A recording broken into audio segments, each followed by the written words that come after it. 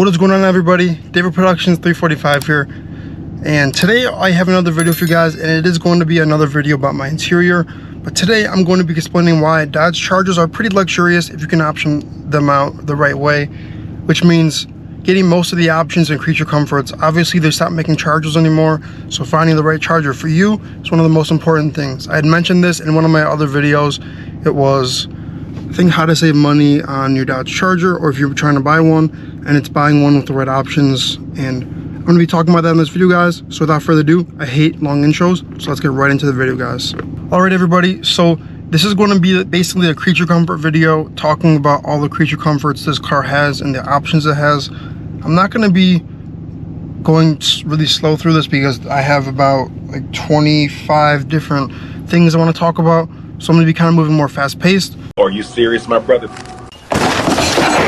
So without further ado, guys, let's get right into it. So one of the most important things about buying one of these cars is I'm pretty sure they all come with remote start, except for the Pursuits. But that's one of the most important things for me, because my old car, which was a Chevy Malibu, didn't have that.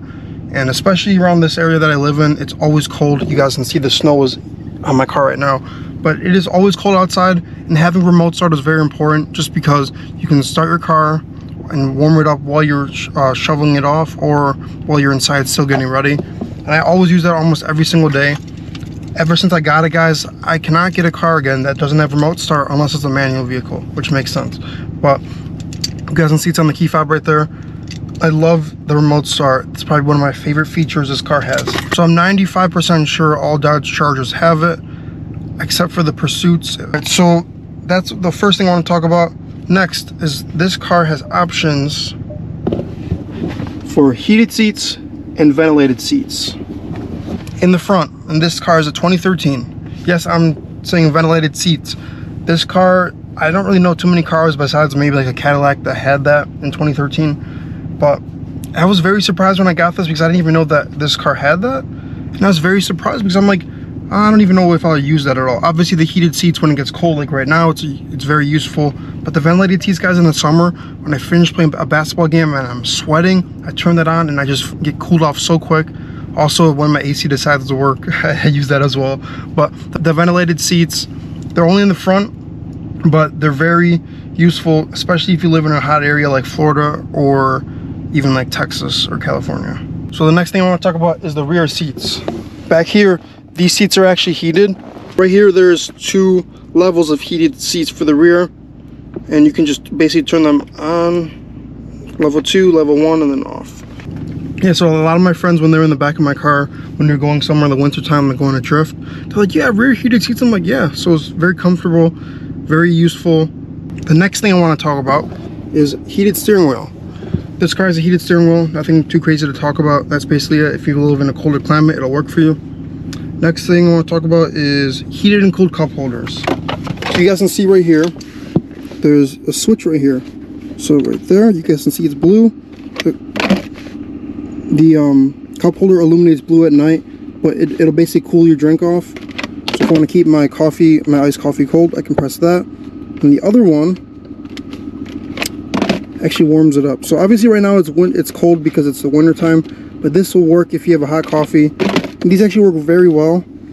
And a lot of people are like, why the heck does that car have heated and cooled cup holders? I have no idea, but it's very useful. I used it a couple times when I got a milkshake and I wanted to keep it cool, so when I take it home, it stays cool. So that's very interesting that this car had it in 2013. Funniest thing is Dodge discontinued them, and they stopped making them even in the Hellcats from like 15 to like 22. I'm pretty sure the newest 300Cs, like the 300C from 2023, I'm pretty sure those have it.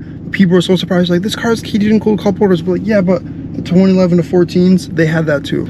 So it's funny to me that they took that off for the 2015 plus Hellcats and stuff. I'm very surprised. I mean, it's a useful feature, and the 300C from 23 had it, which is kind of funny. Next, sunroof. You guys see I have a sunroof right here. The options, you can vent it, you can open it and close it. I like doing this at night, and I like opening it up depending on the weather outside. If it's a dark night, I like opening it up to get more light in here, or if it's a sunny day, I like closing it. I don't really like the sun that much. You guys can see I have very light skin, and I like the having a sunroof. Also, it's cool because if I want to mount a camera onto the glass, I can, and that's what I did for one of my recent POV videos, my old ones. But it's just very convenient to have a sunroof because in the summer, if you don't have AC, pop it open, you're good. Next option, you guys see rain sensing wipers right here? This car has that, so which means if there's water detected on the windshield, the wipers will wipe. You don't have to touch anything. It's really interesting. I don't really have mine enabled because I used to have it, and sometimes when it was raining hard, the wipers would like not move as fast, but it's definitely a cool feature to have if you're interested in that. Next, one of the coolest things about this car is when you turn the car off like this, you guys see how my seat's moving back? This car has easy exit for the driver. So basically, it'll lift the steering wheel up and then the seat will go back. So if you have like a huge winter coat on and you're trying to get out, it'll make it a lot easier to get out. You guys can see, like that. And then when I turn the car back on, which when you press it, the seat moves back forward and it's back to where it was. It's really convenient, guys, because I guess it's just very useful. Back then, my dad and I were driving in one of my aunt's cars. I think she had a Lexus. It had that feature, and I was very surprised. I mean, this is interesting. I've never seen that before, but this 2013 Charger has it, and I'm pretty sure most of these features are only available for the Plus and the Max for this year. So the next option I want to mention is memory seats to go along with the easy exit. So you guys can see option 1, option 2, and then the set. You have 2 different profiles you can set up, and I think that they work with the keys as well. I only have 1 key because I'd never got a second one programmed, but you can press a certain option. Say your friend wants to drive your car and he moves the seat, you can press option 1 back and get your set that you set up. And it's very convenient. My old car was kind of annoying when my friends drove it because then I'd have to readjust everything. And you can set the seat, you can set the steering wheel, and I'm pretty sure the mirrors as well, all in one profile. It's very convenient, guys, and it's very helpful, especially if multiple people drive your vehicle.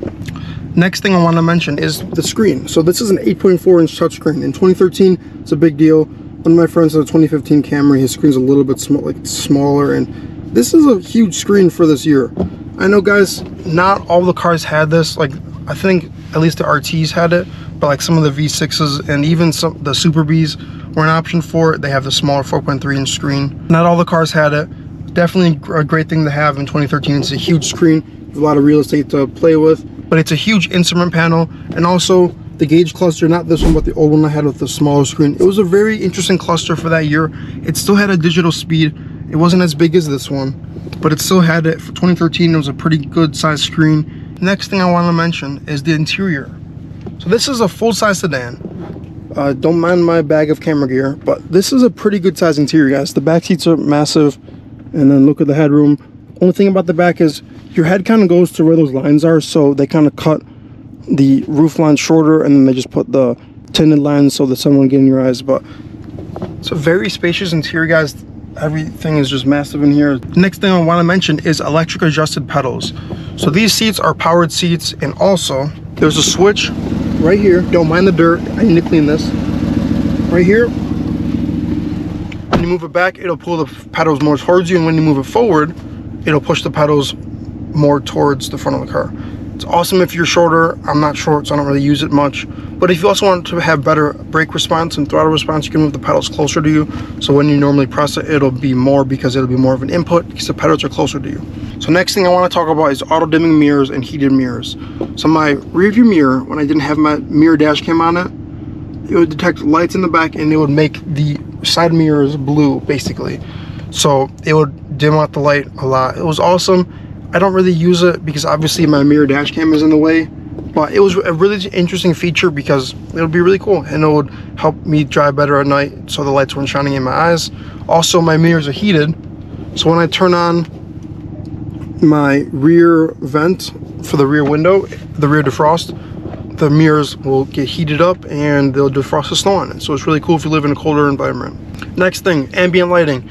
This car is really cool, but the only thing is it lacks is ambient lighting for around the bezel. So I added that myself, but this car has lights in here. But once you add ambient lighting, you guys can see I have it wired in here. All the lights are on the dash at night, look really good. And you can change them to any color you want. I have them set up blue so you guys can see them in the daytime. But there's so many options. This is the Type S lights from AutoZone. I'll link them down below, but they're awesome because it wakens your dash board up at night. It makes everything look so much better, especially the color red. It's just so sinister and so awesome. And the best part about it is it's basically like Dodge made it so you could add the lights around, because they just made a hole around the whole dash, basically just perfect for the lights. And also I put one around the climate controls as well, because it makes the whole interior look better. I probably want to eventually do one for the doors right here, put them on the door panels, but for now guys, the instrument cluster and around the climate controls definitely makes it look so much better at night. Next thing I want to mention guys is this armrest cover I added. It's very comfortable. The leather is very soft and plush. The red stitching matches the red stitching on my steering wheel. Next thing is this car has a bunch of cigarette lighter ports, so you can plug in your car chargers and such. This has 3, one right here, and I have my light plugged in, one inside here, and one in the back right here where I have my dash cam plugged in. Very convenient. It also has USB ports. I'm pretty sure it has one in here and has an aux port in here as well. Next, glove box. This has a pretty good sized glove box. You can see 2 levels. It also has a light in there as well. Next, auto up and down windows. So when you press the button once, window goes down. Press it once up, window goes up. Next thing, and is a pro and a con, is dual climate control. You can have 2 different temperatures going on at once. Just turn this on right here. But you can unsync them and then change them separately like this. But my AC doesn't really work in the summertime because my blend door actuators, and that's one of the things that I hate about these cars, is the blend door actuators always tap like that sound, and it's very annoying. But when they work, the dual climate control is awesome. If you want to be cooler on your side, you can do that. Hotter on their side, you can do that. They can choose whatever they want. It's very cool, very convenient. Next thing I want to talk about is navigation. This car's navigation right here. The coolest thing about this car, guys, is for the year, obviously they have the map and where to. Coolest part about this, guys, is watch this. So where am I? It shows you your exact location. I'm not going to do that, obviously. Help, my data, trip plan, you can plan your trips. World clock, you can see the times on different areas. Calculator. This car has a calculator built into the navigation screen. Garmin thought of everything. And then there's more as well. There is this. This is amazing, guys. I was like, why the hell is there a unit conversion thing in here? But I clicked on it and look at this. This is awesome. You can change this to literally anything, guys. This is amazing. And I'm like, this is so random to have in a car. I've never used it before, but if you're on the fly and say your phone died or something, I don't know why your phone would be dying. You got to charge it. But say you didn't have access to your phone, you can plug in meters and you can do that on the screen. So that's honestly really random and really interesting. Next thing, adaptive cruise control. This car's one doesn't work because I moved it and then I got to reprogram it. Probably going to do that soon. But basically, you guys can see right here, adaptive cruise on and off. You can change the distance between the cars. And it's a stupid sensor on the front. Let me honestly go outside and show you guys real quick. It's kind of sunny out here. The sensor's right here. It's very annoying, guys, because sometimes you could have something like snow on it and it would say clean the sensor and you'd have to like wipe it off. But it's awesome. It keeps the distance between cars, and also when you're getting too close to a car, it'll automatically brake for you, which is awesome. If you go on like a long trip, it'll be more convenient. Mine doesn't work because I have to reprogram it. But I might do a video on how to do that if it actually works. But that's the adaptive cruise option. Next thing, one of my favorite things about this car, the next couple actually, is this. So you put it in reverse. It's just a regular backup camera. Couple things. Number one, there are sensors on the back of the car that detect when you're getting too close to a car. Let me show you guys those. Here, here, here, and here. So say you're getting too close to an object, it'll beep at you. It'll say stop. It'll just keep beeping, and if it's a solid beeping and keeps holding, that means you should stop moving at all. The beeps are just telling you you're getting closer. Obviously, there's no objects behind me, but if I go too close to an object, like a wall or something, it'll beep and tell me to stop. So the next feature I want to mention is when you put the car in reverse, the mirrors tilt down. Hopefully you guys caught that. Let me do that one more time. See, they tilt back up, they tilt down. So one of the reasons for that is if you want to not hit a curb and you're going backwards, it tilts both of them down. So you can see how close you are to the curb. It's very convenient. You can also disable some of these settings in the settings if you want. Next thing, one of my favorite things about this car is blind spot alerts. Hopefully you guys can see this on the camera. So you guys can see right here, there's a triangle and a circle. This is an LED light, but this is a blind spot alert. So it works hand in hand with the rear sensors. When there's a car next to you, the car will beep at you if you have your turn signal on. It would say, do not go into the lane. It won't prevent you from doing it, but it'll just beep at you. It'll be like, doo doo. It'll be 2 beeps consecutively telling you there's somebody next to you. Also, the orange triangle will light up orange. So when you're just cruising, I love using it, guys. Whenever I'm driving this car at night, and it's just so convenient. I can just look over, see an orange triangle. Obviously, I still check my mirrors, but it's just very convenient and very awesome. It's kind of annoying though when you're in like a 2-lane turning lane and you're turning left, and the car just beeps at you because there's somebody next to you, but you both are going in the same direction. Kind of annoying sometimes, but I deal with it. It's an awesome feature. I do think that Dodge definitely overdid themselves with this car. There's so many features. If you get an option car out, that you can just have the most luxurious car for the 2013. So the last thing I want to mention, guys, is when you're in the phone screen, you can actually dial out people's numbers if your phone's connected and if you have service and all that. It's very convenient. As I mentioned before, guys, you can disable most of the settings if you don't want them to.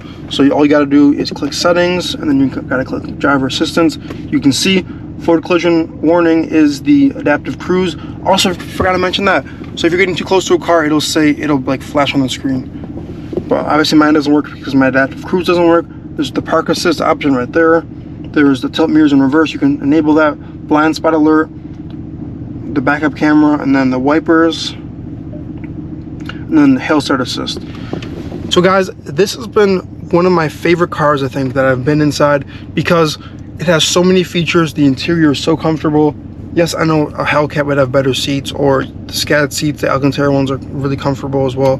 But this car, guys, for 2013 Dodge Chargers, 2011 to 14 actually, you can get an option out car and it'll be awesome. It'll be one of the best things you've had, because it's an older car, so it's cheaper, but it has options like heated seats, heated cup holders, cooled cup holders, heated rear seats. So alrighty guys, so that's the end of this video. Just wanted to mention all my favorite creature comforts about this car. Bunch of options. It is an older car, but the fact that you can get this for a cheaper price is awesome, because it has some of the features that newer cars don't have. Some of my favorites include the blind spot alerts, the park assist, and also the remote start. So I know, guys, some of the newer cars, obviously most cars have remote start now, but it's just very convenient to use, especially if you live in a colder climate. Anyways, guys, I gotta get out of here because this has been a pretty long video. You don't say! But hopefully you guys enjoyed this video. Hopefully you guys got something out of this. We're on the road to 1,000 subscribers. Make sure you like the video. Make sure you subscribe. Turn the notifications on. Share this video with your friends. And without further ado, guys, see you guys in the next one. Peace out, guys.